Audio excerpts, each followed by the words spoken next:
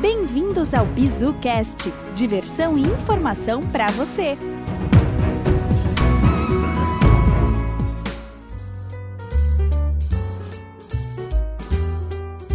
Bem-vindos, pessoal, para mais um BizuCast. O episódio de hoje nós iremos falar sobre um probleminha que aconteceu. Será que foi o estagiário que esqueceu de lançar alguma coisa? Ou foi um control owner que esqueceu de fazer o CSA, Heron? Nós vamos falar do quê? Nós vamos falar do caso das Americanas. O título de hoje é Desvendando o Caso Americanas, Heron. E para hoje, já que eu tô falando do Heron, nós, nessa conversa, temos a participação especial do convidado Heron Massaro, né? Eu e o Wellington aqui do BizuCast estamos recebendo o Heron. Fala aí, Heron. E aí, galera, beleza? E aproveitando aí também já para retomar aquele ponto, né, Albino, que a gente... O BizuCast nasceu, na verdade, de uma gíria que a gente falava na época da Votorantim, né? É isso que eu ia falar agora. Eu ia falar assim, porque o Heron não é um participante qualquer. O Heron é o co-criador do nome do podcast. O cara, tudo era o Bizu. Vou te dar um Bizu, vou passar um Bizu. O BizuCast nasceu por causa desse cara aí, ó. Olha aí, depois, olha o sucesso. Depois de 5 anos, só com informações extremamente sensacionais aí, corporativas. Só passando o Bizu toda semana pro pessoal, né, Heron? Com certeza. E aí, Wellington? Eu acho que aí, galera, beleza. Eu acho que é legal lembrar, né, que tem um detalhe que a gente trabalhou junto, né? Nós três aqui tivemos.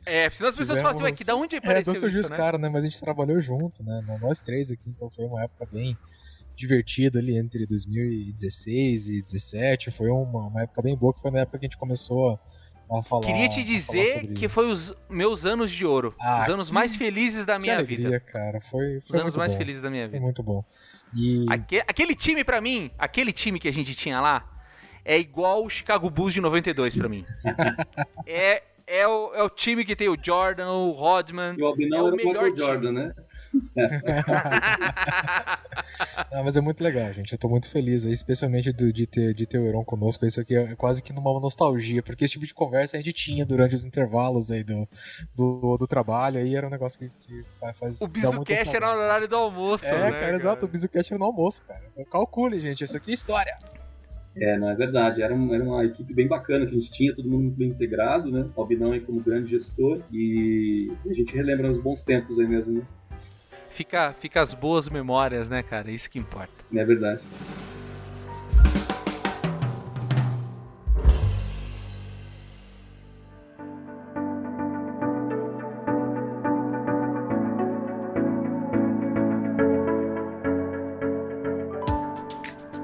Começando o primeiro bloco, Heron, eu queria que você, né, pudesse se apresentar um pouquinho para quem não te conhece aí, um pouco do teu, não precisa falar de todo o currículo, porque é grande, que nós sabemos, o currículo do Heron é poderoso, mas eu queria só que você focasse aí, para quem tá escutando, a gente vai falar sobre o caso Americanas, né, acho que o grande ponto é fraude, possivelmente, né, a gente não pode afirmar ainda, mas, por exemplo, poderia ser enquadrada de alguma forma como uma fraude contábil ou um desvio contábil, problemas com bolsa de valores e tudo mais. Eu queria que você comentasse quem é Heron, né, nesse mundo aí do controles internos. Explica um pouquinho para nós aí o teu background, o que você tem trabalhado nesses últimos anos, a tua especialidade, bem sucintamente, porque eu sei que o teu currículo é grande. Legal. Então, basicamente eu comecei minha carreira corporativa em 2010, na Price, então firma de auditoria, parte de Risk Consulting também, auditoria de sistemas, né, toda a parte de auditoria interna, que a gente fazia, suporte à auditoria contábil, então a gente pegou esse background aí, passando por alguma série de clientes aí relevantes, né, depois também, como a gente ia falar no bloco anterior, eu cheguei a passar pela uma função de controles internos na própria Votorantim, e depois também com viés de compliance, e aí posteriormente, isso tudo em Curitiba, depois fui para São Paulo, né, passei um tempo lá 4 anos,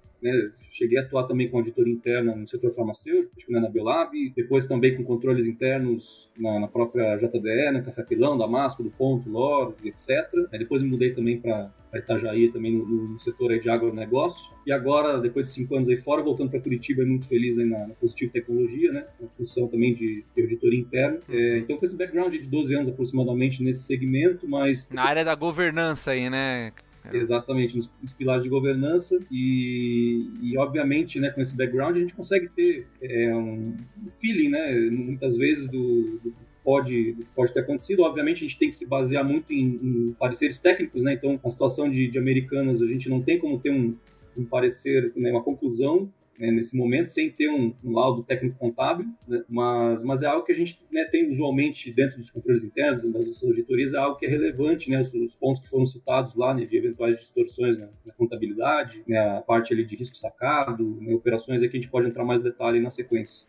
Então explica um pouco pro pessoal, porque tem muita gente que escuta, até, coitada, a minha mãe e meu tio também falam, eu tava conversando no final do ano com eles sobre os episódios, eles falam assim, eu, nos primeiros 5 minutos do episódio, se eu vi que é um assunto que eu não tô entendendo, eu saio, porque é muito difícil, vocês falam coisas que eu não entendo.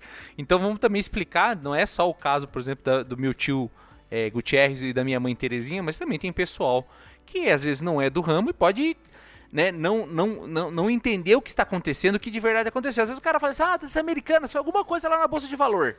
Vamos explicar, né, Heron, exatamente aí a posição dessa pirâmide? Explica para nós aí, sobretudo assim, qual é o problema de você, no caso das Americanas, que é uma empresa inscrita na corretagem lá na Bolsa de Valores, de ela chegar depois de 10 anos e falar que ela tinha errado nos lançamentos dela. Qual é o problema? Perfeito. Assim, basicamente, quando você tem o capital aberto, né, na Bolsa de Valores, significa que você tem uma série de obrigações que você tem que prestar, sejam questões regulatórias com o CVM, né? Porque você foi e se inscreveu lá, você fez o teu IPO, você se adequou e mostrou para todo mundo de maneira transparente que as pessoas podem comprar fatias da tua empresa e essas pessoas podem auditar mesmo não estando dentro dela. É isso, né? Exatamente. Inclusive, né, a maior parte dos investidores, eles utilizam a chamada análise fundamentalista, né? Então, se baseiam nessas informações contábeis, né? Tem indicadores ali como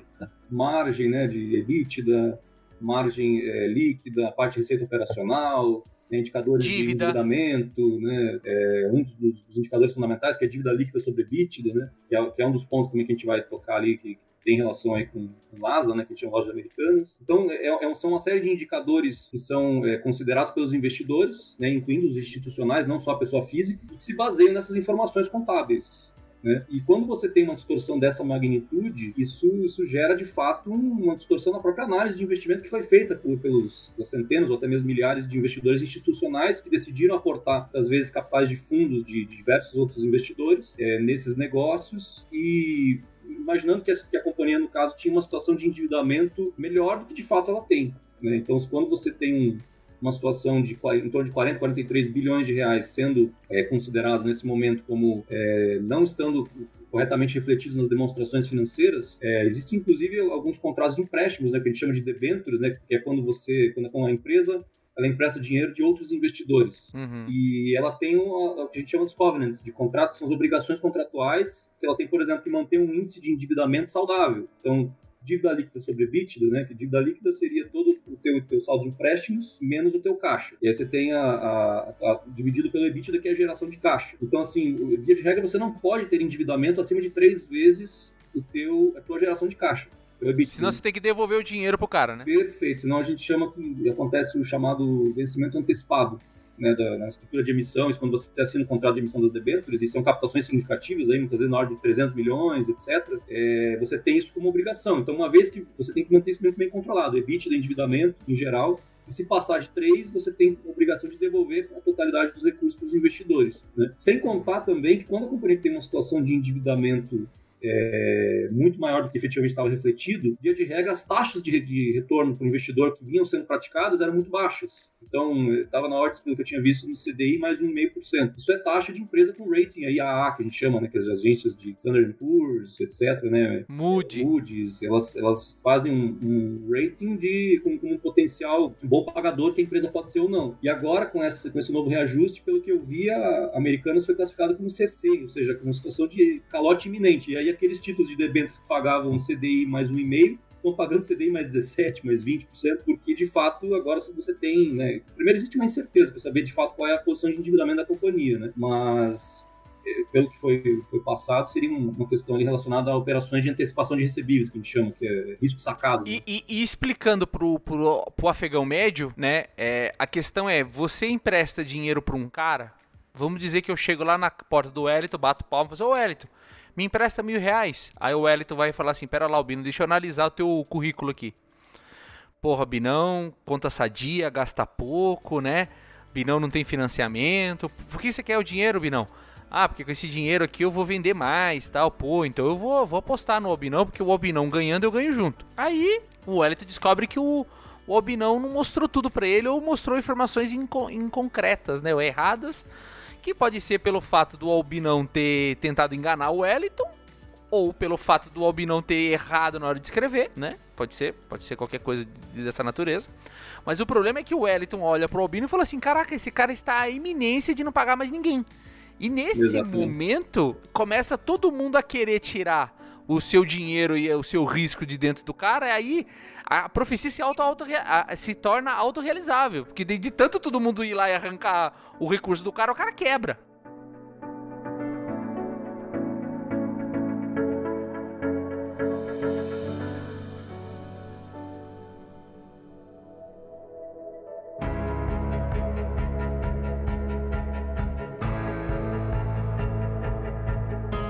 Quando você vai fazer um empréstimo no banco, você, cidadão brasileiro, e o cidadão mundial do mundo, vai fazer empréstimo no banco, a primeira coisa que eles fazem é uma análise de crédito. Então, eles vão avaliar o teu perfil para avaliar se você é um bom pagador, se você é um cara que não tem dívida, que você não atrasa nada, se você consegue honrar com as suas obrigações. Isso é o que te qualifica para estar apto a pegar um empréstimo, por exemplo, em um banco grande ou em alguma instituição grande de fato, e aí você vai conseguir pegar esses empréstimos com taxas altas, né? Mas ainda assim, porque são empréstimos, você está pegando dinheiro do banco, mas ainda assim, vamos supor lá que você vai pegar 10 mil reais, você vai pagar em 36 meses, por exemplo, e você, no fim desse período, você vai pagar uma taxa lá de X% e você vai pagar, por exemplo, sei lá, 15 mil ao todo nesse período.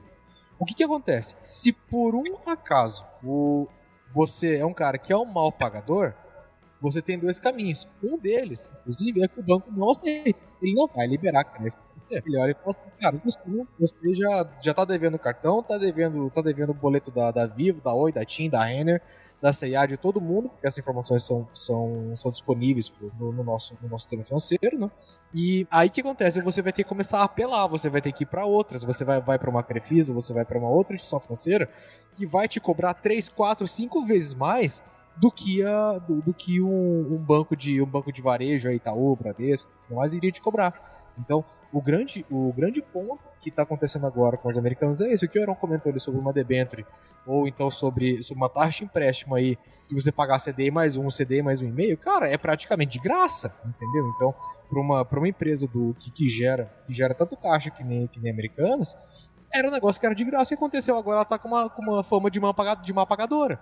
Então, assim, cada vez que a Americanas for pedir dinheiro emprestado, ela não vai conseguir pegar esse dinheiro. Se ela pegar 1 milhão emprestado, ela não vai conseguir pagar 1,1 milhão. Os caras, não, beleza, vai emprestar 1 milhão pra você vai pagar 1,5 milhão, vai pagar 2, vai pagar 3. A Americanas vai viver o que muitos brasileiros vivem, que é estar no Serasa. E ter que emprestar dinheiro da Crefisa. Cara, é mais ou menos por aí, entendeu?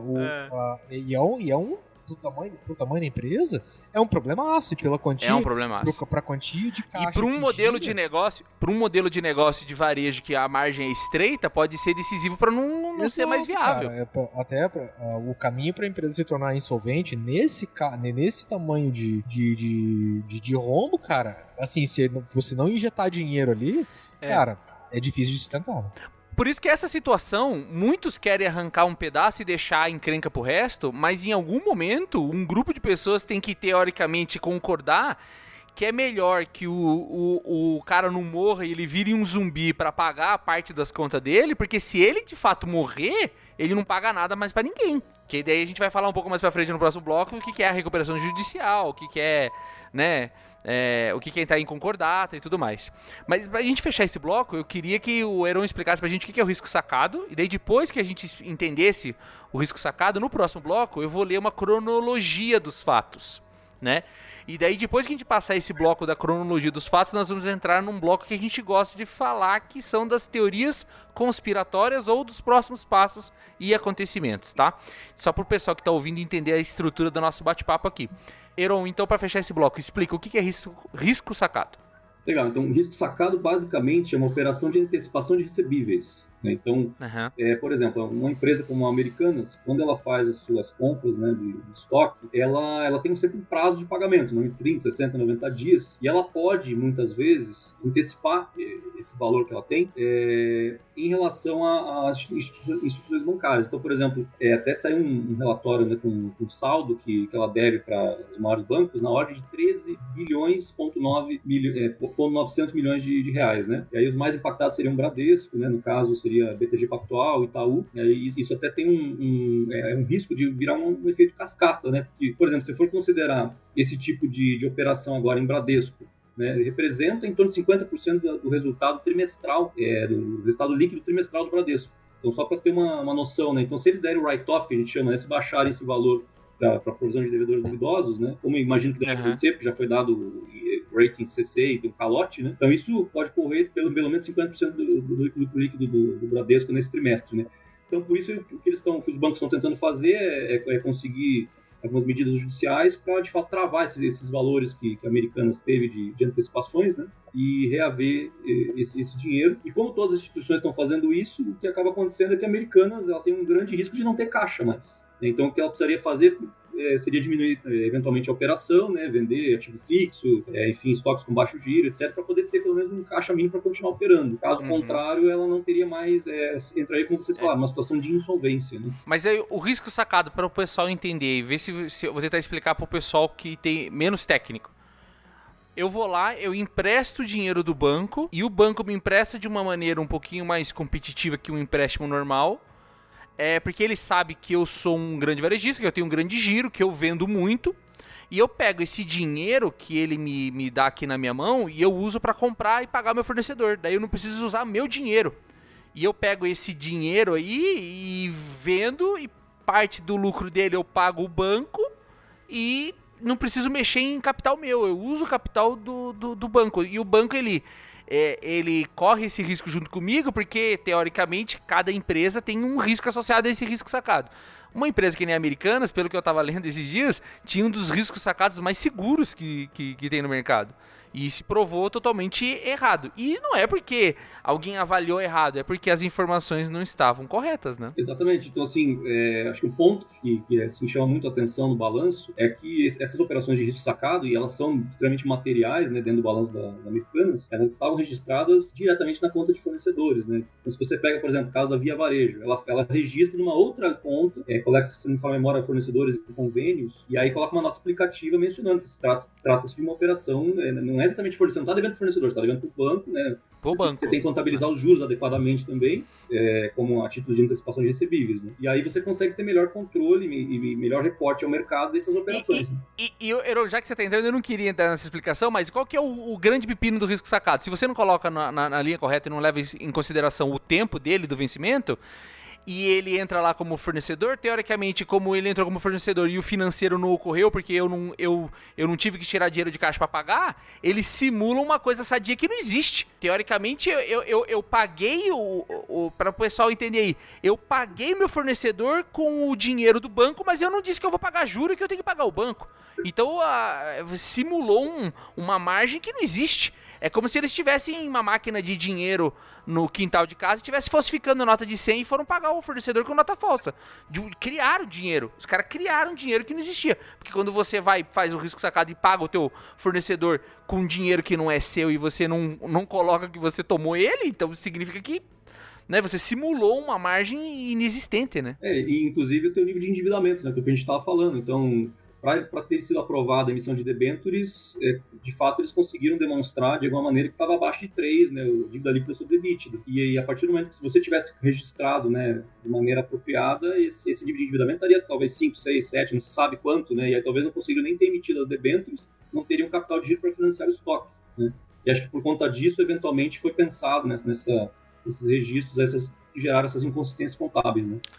Deixa eu só fazer um comentário. A gente falou algumas vezes aqui sobre dívida líquida sobre EBITDA. Então, antes de a gente fechar esse bloco, eu sei que tá longo já.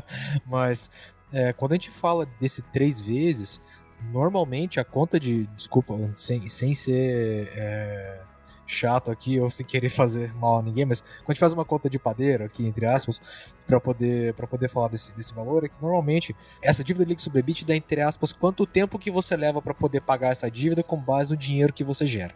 Então, se eu tô falando que... A tua capacidade de gerar grana, então, né? assim, as guia de regra no mercado, aceita-se que uma empresa saudável tem até 3 vezes essa relação de dívida líquida sobre EBITDA. Então, ou seja, se tudo der um problema, em até 3 anos de caixa gerado, você consegue pagar a tua dívida. Então, engraçado que pra tomar crédito, se você ganha R$1.000, eles não te dão 3.000, nem né? a pau, né? Eles te dão 300. Aí se você é empresa, eles te dão 3 vezes, né? Se é salário, eles te dão 30%. Se é empresa, te dão 300, né?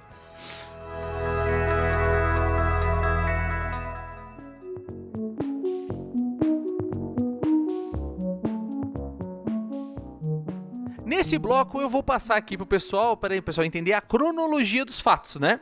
Então é o seguinte, dia 11 de janeiro, tá? A empresa Americanas, né, divulga um fato importante a respeito de inconsistências e lançamentos contábeis nos balanços corporativos, em um valor que chegaria a 20 bilhões. O balanço de 2022 e anos anteriores estavam errados. No mesmo dia 11, o presidente da companhia, que estava há alguns dias, talvez 10, 12 dias, estava no cargo, que é Sérgio Rial, em conjunto com o CFO, né, deixam o cargo, pedem demissão. O diretor financeiro da empresa, que é André Kovre, que é o CFO, né, também renuncia.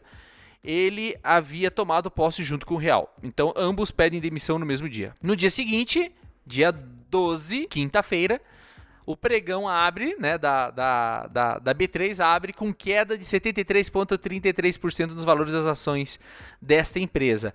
E a B3 trava as operações inúmeras vezes, né, é o circuit break da empresa. Eles não deixam ela virar pó no mesmo dia, daí eles travaram várias vezes a operação do pessoal lá, do pessoal que estava operando as ações da Americanas, todas elas, né?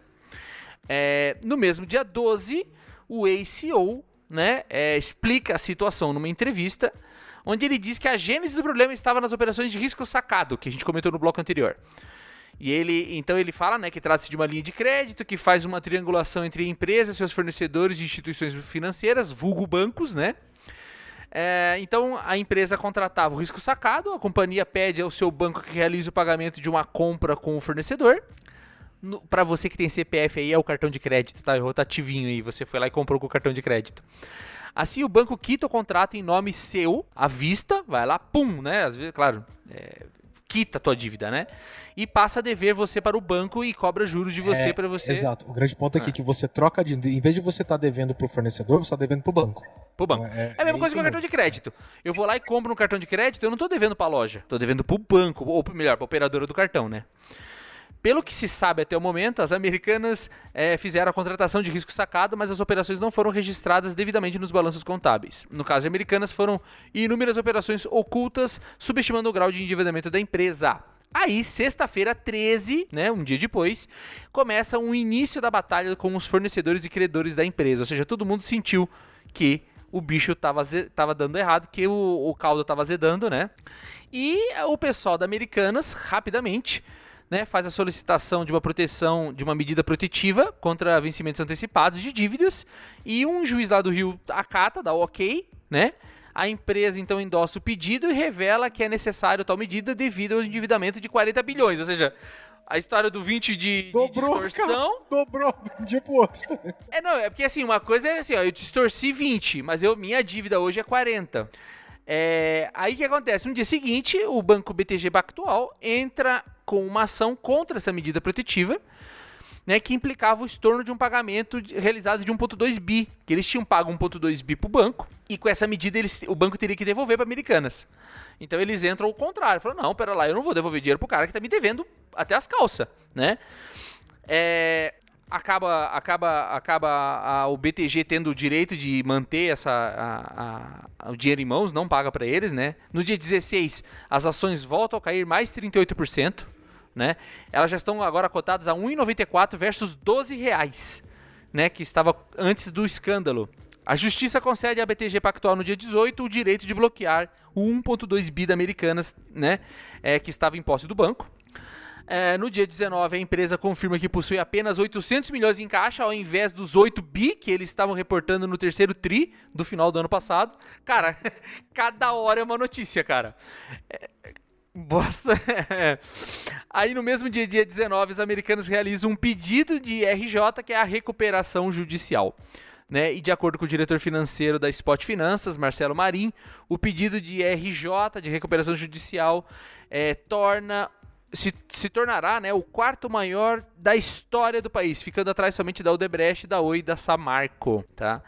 E a recuperação judicial, Heron, o que é isso? Explica pro pessoal aí. Legal, então recuperação judicial nada mais é que o processo quando a companhia ela percebe que não tem uma situação econômico-financeira saudável, ela percebe que não vai dar conta de assumir suas obrigações perante seus fornecedores, enfim, seus stakeholders, né? E ela pede, né, de fato, que sejam interrompidas qualquer tipo de cobrança, né? Cobrança ou antecipações também, né? Exatamente. Também antecipações ou vencimento de debêntures, como a gente está falando, né? E aí isso tem um período de... Isso é de fato interrompido, né? Uhum. E aí, no caso, a empresa ela consegue ter um tempo para de fato gerar, né, caixa novamente e se recuperar até o ponto de que ela consiga sair dessa situação de recuperação judicial e os credores eles voltem a ter o direito de receber, né, o pagamento.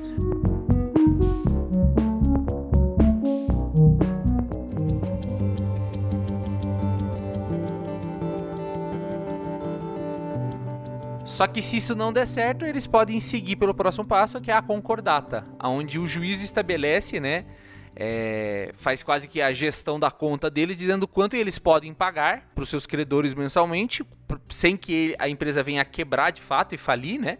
Então ela vai ficar ali naquele período de concordata, onde ela vai ficar trabalhando de uma forma a pagar. É como se estivesse fazendo um acordo, né? Vai fazer um acordo. Ó, eu vou poder pagar vocês dessa forma, enquanto eu estiver operando, e vocês vão recebendo aí deste jeito, né? Que acho que esse é o grande temor dos credores, é virar a concordata e eles receberem isso aí a Deus dará, né? Exatamente. Até por isso, muitos deles eles têm registrado, né, o dado baixo, né? Tem alguns fundos que eu já percebi que dão pelo menos 50% de baixa desses valores, né, a receber, e em alguns casos pode até chegar a 100%, né? A gente não sabe ainda. Porque o problema é como a gente não tem ainda um laudo técnico, né, contábil, para de fato saber qual é a origem, né, desses 43 bilhões, a gente não sabe efetivamente onde foram registrados esses valores, né? Eventualmente está no patrimônio líquido, está na conta de resultado, se teve ou não pagamento de bônus em função de um resultado. A gente não tem ainda essa ciência. Então, como assim, a gente costuma sempre dizer, né, que no mercado financeiro é muito pior, muitas vezes, a situação de incerteza do que necessariamente você saber que tem uma situação ruim, né? Então, e até por conta disso, as ações despencaram aí, né? Pelo menos 95%. Heron, você tá me dizendo então que todo esse rolê aí é porque o pessoal lançou na conta errada, cara? Você fez uma reclassificação contábil ali que não tava de acordo, cara?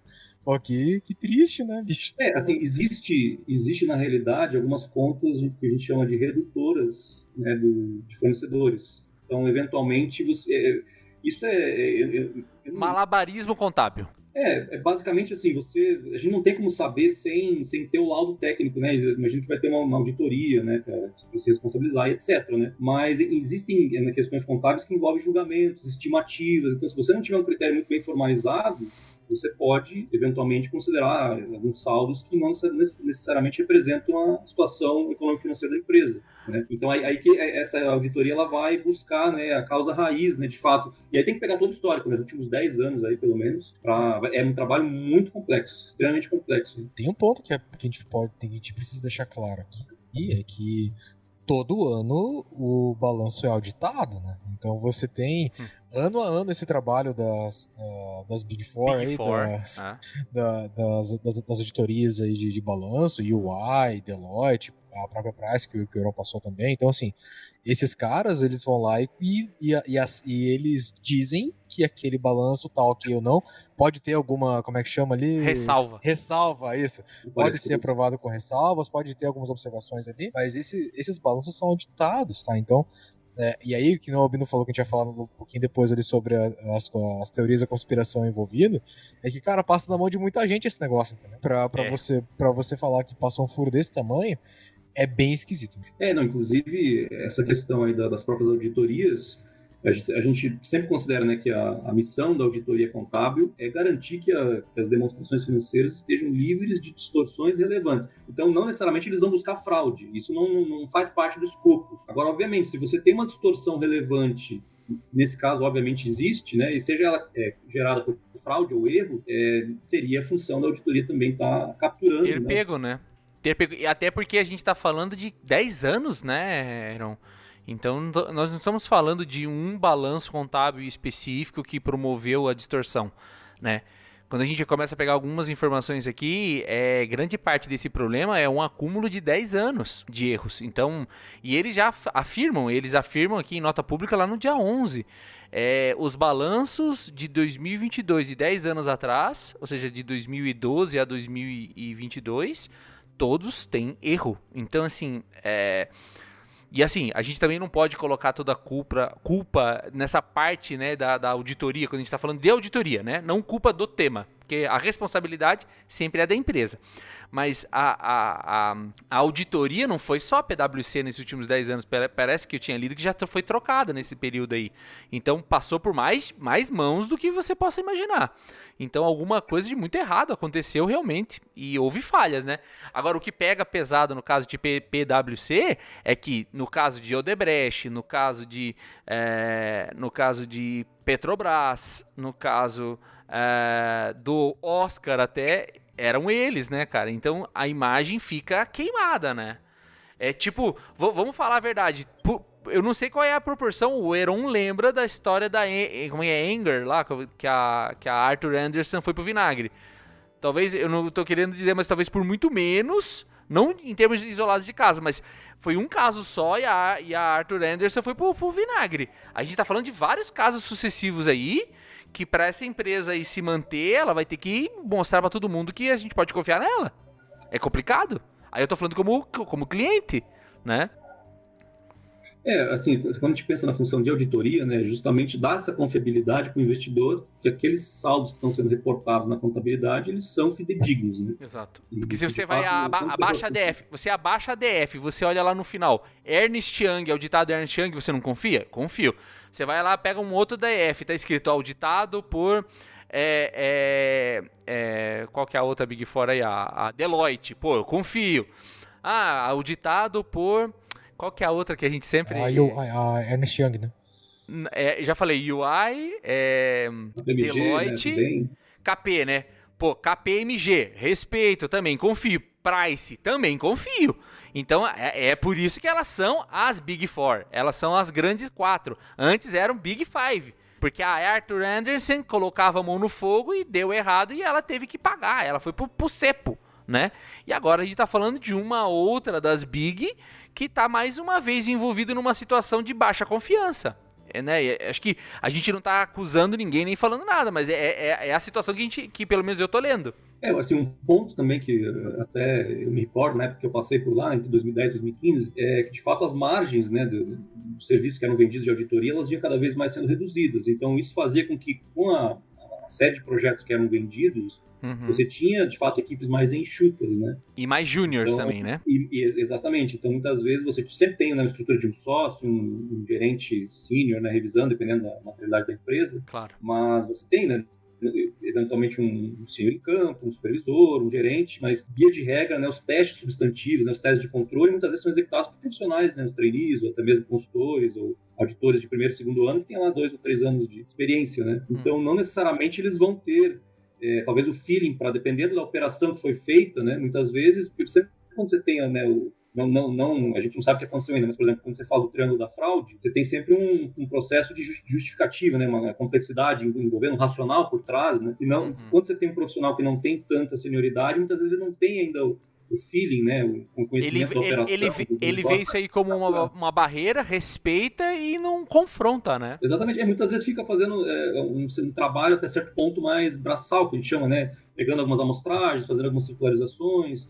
Agora, por exemplo, se a gente for pensar quando você vai fazer circularização, é um procedimento quando você faz a consulta para os teus fornecedores, os bancos, qual é o valor de dívida que a empresa tem. para certificar que o valor que está registrado na contabilidade é coerente, né? Então, agora, quando você, por exemplo, você não registra um determinado banco, não necessariamente a auditoria consegue fazer esse tipo de análise, porque ela acaba pedindo a relação de instituições que você tem uma dívida. E aí, se você tem uma instituição que não consta nesse relatório, eles não chegam nem a fazer o procedimento de circularização, de perguntar para a instituição qual é o valor que a empresa deve. Então, esse é um ponto de atenção. E muitas vezes, quando você tem, por exemplo, caixa 2, que a gente fala possivelmente, fica muito mais difícil de ter rastreabilidade, né? Porque não está registrado em sistema, em relatório nenhum. Tá na planilha lá, Aaron. Tá no e-mail, tá no WhatsApp.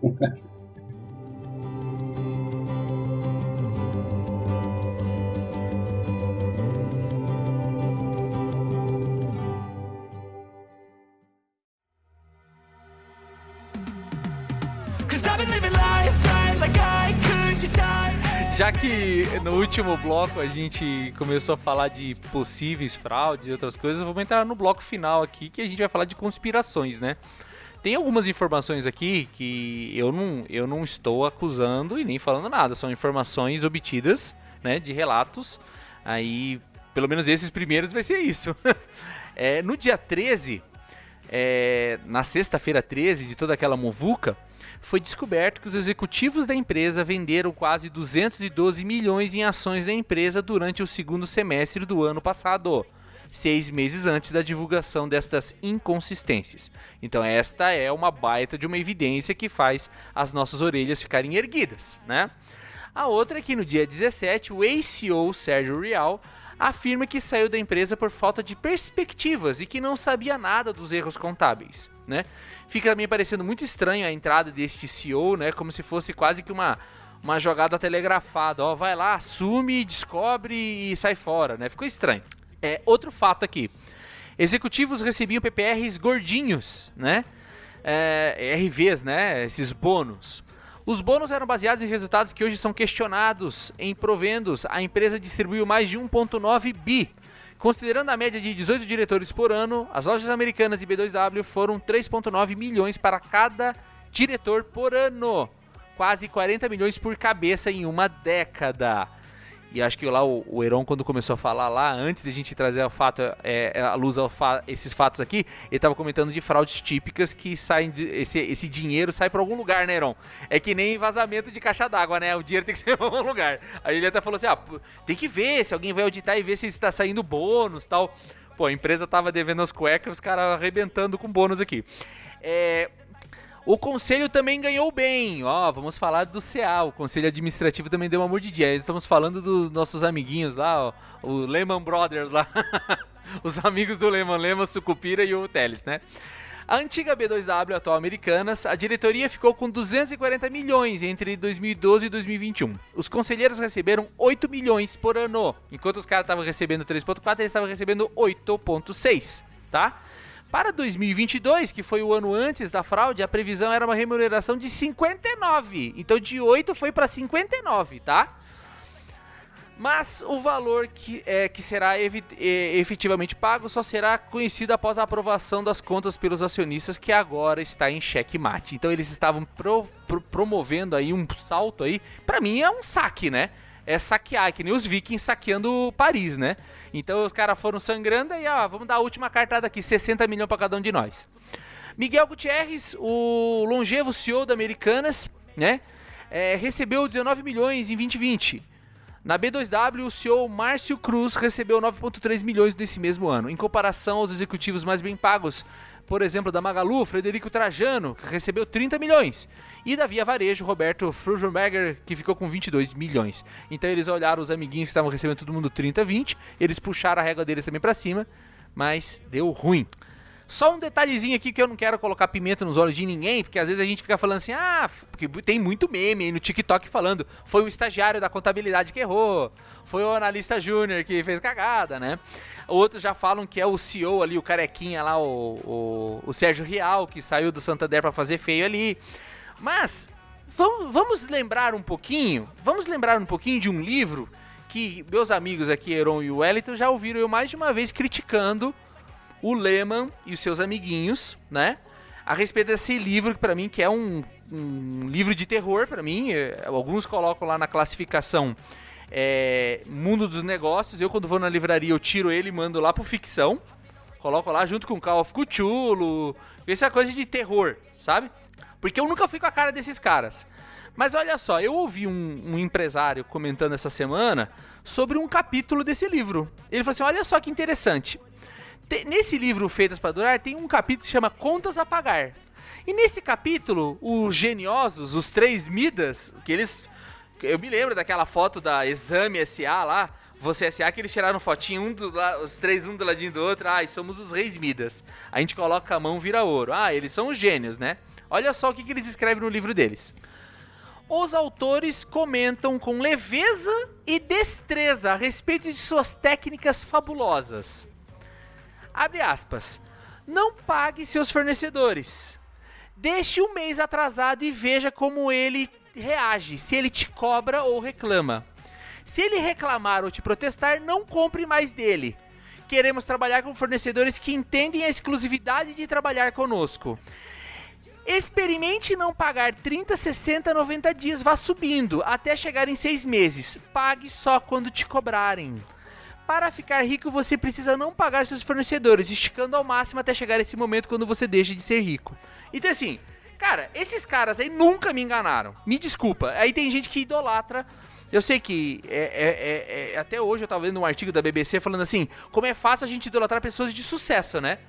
Porque a gente quer, de fato, idolatrar pessoas de sucesso. Porque as pessoas de sucesso fizeram certo. O Hélio tá falando que o Feitos pra Durar é de outro autor. É Sonho Grande. É do Sonho Collins, Grande. Tá? O Feitos pra Durar é bom, gente. Desculpa. Por favor. É o Sonho Grande, né? Sonharam grande mesmo. É um sonho, né? Não é realidade, né? É sonho.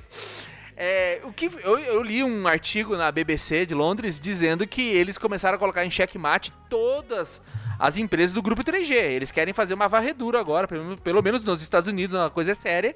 Eles vão começar a fazer uma varredura muito grande, porque eles perderam a confiabilidade no Lehman e seus amiguinhos. Eu tenho um parênteses sobre isso. Parasita. Eu tenho um parasita aqui. Não, um parênteses. Né? A gente tá falando de todo o grupo 3G. A gente tem que lembrar de uma coisinha aqui que é importante. Uma das maiores, para não dizer a maior empresa do grupo 3G é a AB InBev, né? E quando você olha em todos os balanços da Ambev hoje, é uma das poucas empresas no mercado que tem dívida líquida negativa, entendeu? Ou seja, que tem muito mais grana em caixa do que de dívida. E aí o que acontece? Na cabeça de algumas pessoas, quando acontece uma situação dessa, coloca qualquer coisa coloca essa situação em xeque e fala, tá, beleza, mas quem que foi que auditou esse cara? E aí tanto que nesse rebote das americanas, até as ações da Ambev caíram, entendeu?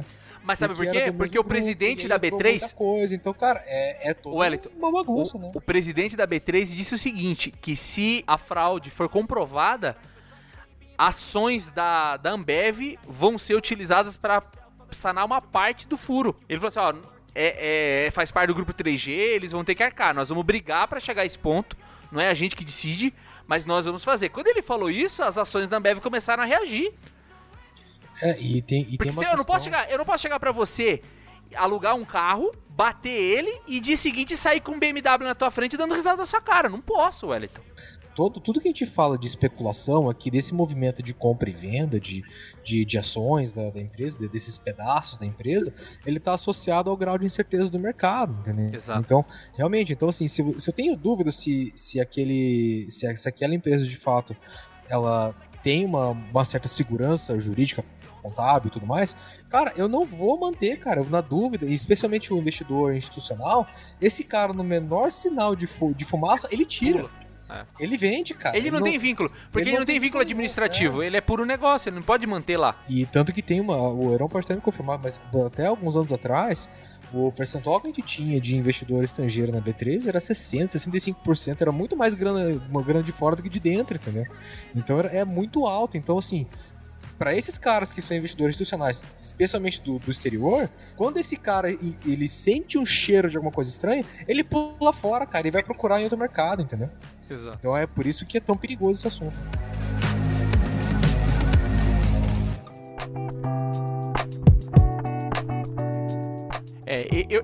Eu olho para esses fatos assim, a gente não pode fazer as coisas porque a gente não pode ser leviano ao ponto de acusar as pessoas, mas assim, o cara escreve no livro, tá parecendo o caso O.J. Simpson, sabe? Que matou a mulher e depois escreveu, se eu tivesse feito como eu faria. Aí todo mundo bate palma. Desculpa, eu não consigo bater palma pra esses caras. Eu nunca fui com a cara desses caras. Ó, quem é você pra ir com o cara? Mas eu tenho cérebro, que nem diz o Clóvis de Barros. Eu tenho cérebro, eu tenho braço, eu posso fazer o que eu quiser, pô. Eu não gosto deles e ponto final. Eu acho muita malandragem. E o que eu fico triste com essa situação é que se for comprovado uma fraude, nunca vai ser pego os cachorro grande, né? Nunca vai ser. Porque a gente não sabe o que tem uma reunião de CA. Se o cara não fez uma vista grossa, empurrou um outro cara fazendo no lugar dele. Porque você veja, eles iam morder 60 milhões, enquanto os diretorzinhos receberam 40 milhões em 10 anos. Eles iam pegar 60 em um ano. Então, assim, tá todas as provas na mesa. Né? Se quem falar alguma coisa vai ser leviano, porque não tem nenhuma evidência clara de fato, mas são vários fatos desconexos que fazem você pensar que alguma coisa mal intencionada está sendo feita. Os caras venderem a ação 6 meses antes, os caras pegar 10 anos bônus, os caras programarem um bônus agora pro final desse ano, tipo, pra arrebentar a boca do balão, os caras queriam pular fora e deixar o barco furar, cara. Me desculpa se tá parecendo. Não dá pra gente, como que é aquela história que eu tava falando esses dias. É a história da piada do cocô. Tem cheiro de cocô, tem textura de cocô, parece cocô, o que que é? É cocô, cara. Você vai falar, não é. Enquanto eu não fizer a análise laboratorial, eu não vou dizer que é. Eu entendo a nossa visão científica, a nossa responsabilidade, inclusive a responsabilidade do Heron, porque trabalha no ramo, né? Mas, assim, eu me dou a liberdade de falar isso, porque, assim, é difícil de acreditar que não seja. É muito difícil. Né? No caso da Anger, lá, junto com a Arthur Anderson, foi por muito menos. Por muito menos. Foi 1 ano, talvez 1 ano, 2 anos, não foi, Heron? Qual que foi? Conta rapidinho o caso pra gente fechar aí o podcast. Na verdade, o caso da Arthur Anderson foi em 2004, né? Então, mas lá era uma companhia do setor elétrico e assim, ela era extremamente relevante para a economia americana como um todo, né? Então ela tinha um efeito cascata, assim, de ela quebrou e quebrou um monte de gente, né? Quebrou muitos outros, assim, então isso impactou de fato, gerou praticamente uma recessão ali, né? Uma parte de microeconomia, né, dos Estados Unidos. E aí, por conta disso, e que foi considerado, né, foi feita, inclusive, a legislação SOX, né, que aí para, de fato, responsabilizar, né, os executivos, que muitos deles, né, naquele momento, mencionavam que não tinham responsabilidade, né, não sabiam o que tinha acontecido. Então, aí você teve toda essa nova normativa aí pela SEC, né, que a gente chama, que é como se fosse a CVM, né, americana, né, Comissão de Valores Imobiliários dos Estados Unidos, que normatiza, né, e regulamenta e fiscaliza todo o mercado acionário, né, da Bolsa de Valores de Nova York. E eles, no caso, todas as empresas passaram a ter uma série de obrigações de controles mínimos necessários para certificar que a demonstração contábil está fidedigno, né? Então, para que impedisse que acontecessem outros escândalos nesse sentido. Mas você sabe, Heron, a gente não pode minimizar o que ocorre aqui no Brasil, porque o Brasil é um país de commodities e agrícola. E o pouco que a gente tem fora disso de indústria acaba muitas vezes caindo em cima desses varejos e, sobretudo, a importância da Americanas no varejo digital. É uma grande empresa. Tem muita gente que vende lá dentro. Se esses caras não forem pagos, né, tipo... para nossa economia, que ela não ela é muito de commodities, muito de mineração, esse cara é representativo. Se fosse esse varejo dentro de um mercado americano, é nada. Agora, pro nosso mercado, ele é representativo. Então, é uma grande cagada. Se esse negócio aí eles quebrarem, vai muita gente pro ralo junto com eles, cara. Com certeza. Inclusive, tem muitos profissionais aí que dependem dos marketplaces, né? Eles são revendedores, distribuidores, então, obviamente, eles podem vender para outros canais, mas muitas vezes eles têm uma receita operacional líquida do negócio, né, dentro da americana, B2W, né? E a gente sabe, né, gente, que a margem nesse mercado é muito baixa, né? E o cara compra com 12 vezes, aí daqui a pouco a inflação come o cara em cima, cara, é muito difícil, entendeu? Então, realmente, assim, o varejo como um todo, o varejo de produto eletrodoméstico e que, assim, Americanas vende, né, de alfinete a foguete, né, então, assim, é de tudo, cara, não tem um segmento, cara, tem brinquedo, tem roupa, tem chocolate, tem o meme das barras de Kit Kat lá, as barras do Soufflé, né, 3 barras de 10 pilas, mas eu trabalhei no varejo, trabalhei no Boticário, eu trabalhei na Renner, então eu vivi bastante desse mundo, e mesmo no Boticário, que era um produto de valor agregado maior, a margem continuava pequena, entendeu? E em relação a outros negócios, né, na Renner, por exemplo, a gente falava, cara, uma frase que a gente sempre usava era assim: nós ganhamos na vírgula, cada venda conta, entendeu? Ainda que a Renner é uma empresa que tá muito que ela é muito focada em alguma coisa, então, no produto dela. Então, ela não tem lá uma gama de produtos muito grande. Cara, ela tem roupa. É fast fashion. Então, assim, agora no caso americano, que tem um mix gigantesco, que você não tem foco nenhum, que é basicamente para poder, que é quase que uma loja de departamento, cara, é muito difícil você controlar isso, entendeu? Então, cara, vamos torcer para que esse cenário não seja catastrófico como tá se desenhando, né? Recados finais, Heron. Bom, legal, queria agradecer aí, né, pela disponibilidade aí de vocês, né, a gente bater esse papo, sempre é muito bacana aí também, rever os grandes amigos, né? É isso aí. E sempre me colocar à disposição, eventualmente, outros eventos aí. Satisfação é nossa, cara, falar com o cara aqui que é o mito. O mito forjado do mito, né? Obrigado, Heron, obrigado. Recados finais, Wellington. Eu tô muito feliz de ter o Heron aqui conosco e muito legal com essa participação dele aqui de novo com a gente. Mas eu acho que tem um ponto que é bem importante, né, cara? A gente não... Estudem, tá? A gente tá trazendo aqui um ponto que é da nossa opinião sobre os fatos que aconteceram, para que você consiga ir atrás do assunto, caso te interesse, né? Mas vai se você na internet aqui, e procura. Tem muita coisa, cara. Então, procurem que vai dar boa.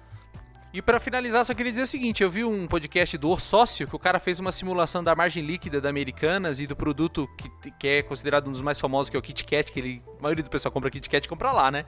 Eles teriam que vender um Kit Kat pra cada habitante do planeta Terra pra pagar a dívida deles. Então... Vai dar, gente, vai dar boa. Vai dar boa. Falou, pessoal. Tchau. Boa vida, até o futuro. E tá acabando a gravação e tá acabando a chamada. Então, boa noite pra vocês, bom descanso, tá bom, gente? Valeu. Tchau. Valeu, Obrigado, viu? Amém. Falou, tchau. Tchau, tchau. Tchau, tchau. Se você gostou desse episódio, visite o nosso site binosabe.com.br. Produzido e editado por BizuCast. Obrigada por ter escutado o BizuCast. Até a próxima!